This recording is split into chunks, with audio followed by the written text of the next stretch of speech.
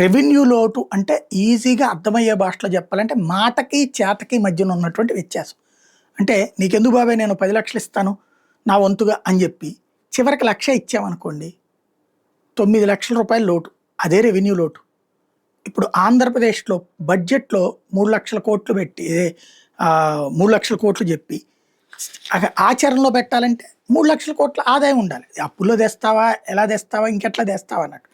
అంతకంటే ఎక్కువ ఉంటే మిగులు బడ్జెట్, అంతకంటే తక్కువ ఉంటే లోటు బడ్జెట్. కానీ రెవెన్యూ లోటు అంటే ప్రభుత్వం జీతాలు, మెయింటెనెన్సు, సంక్షేమ పథకాలకు వెచ్చించే వ్యయము ఎంత, ప్రభుత్వానికి పన్నుల రూపంలో ఎఫ్ఆర్బిఎం నిబంధనల ప్రకారం వచ్చే అప్పు రూపంలో వచ్చే ఆదాయం ఎంత, ఈ రెండిటి మధ్యన గ్యాప్ భారతదేశం మొత్తం మీద రెవెన్యూ లోటు అత్యధికంగా ఉన్న రాష్ట్రం ఆంధ్రప్రదేశ్ అంటే 49,000 కోట్ల రూపాయలు, 43,488 కోట్లు లోటు ఉందంట రెవెన్యూ లోటు. అలాగే మన తర్వాత తమిళనాడు 36,215 కోట్లు, రాజస్థాన్ 31,490 కోట్లు, వెస్ట్ బెంగాల్ 27,295 కోట్లు, పంజాబ్ 26,045 కోట్లు.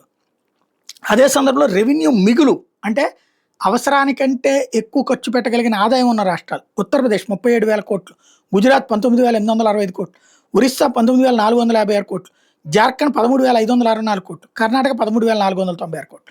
అక్కడ మిగులు బడ్జెట్ ఉంటే ఇక్కడ లోటు బడ్జెట్ ఉంటుంది. అంటే బడ్జెట్ కాదు, రెవెన్యూ లోటు ఉంటుంది. అక్కడ మిగులు రెవెన్యూ ఉంటుంది. ఇది కీలకం.